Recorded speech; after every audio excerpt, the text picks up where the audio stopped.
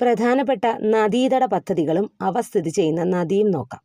ഭക്രാനങ്കൽ പദ്ധതി സ്ഥിതി ചെയ്യുന്നത് സത്ലജ് നദിയിലാണ്. ദാമോദർ വാലി സ്ഥിതി ചെയ്യുന്നത് ദാമോദർ നദിയിലാണ്. ഹിരാക്കുഡ് സ്ഥിതി ചെയ്യുന്നത് മഹാനദിയിലാണ്. റിഹാന്ത് നദിയിലാണ്. തുംഗഭദ്ര സ്ഥിതി ചെയ്യുന്നതും തുംഗഭദ്ര നദിയിലാണ്. തെഹ്രി അത് സ്ഥിതി ചെയ്യുന്നത് ഭഗീരഥയിലാണ്. ദുൽഹസ്തി സ്ഥിതി ചെയ്യുന്നത് ചിനാബിലാണ്. കോസി അത് സ്ഥിതി ചെയ്യുന്നത് കോസി നദിയിൽ തന്നെയാണ്. ഇനി നാഗാർജുന സാഗർ അണക്കെട്ട് കൃഷ്ണ നദിയിലാണ്. റാണ പ്രതാപ് സാഗർ അണക്കെട്ട് ചമ്പൽ നദിയിലാണ്. ഗാന്ധി സാഗർ അണക്കെട്ടും ചമ്പൽ നദിയിലാണ്. അപ്പോൾ പ്രധാനപ്പെട്ട പദ്ധതികൾ ഒന്നുകൂടി നമുക്ക് നോക്കാം.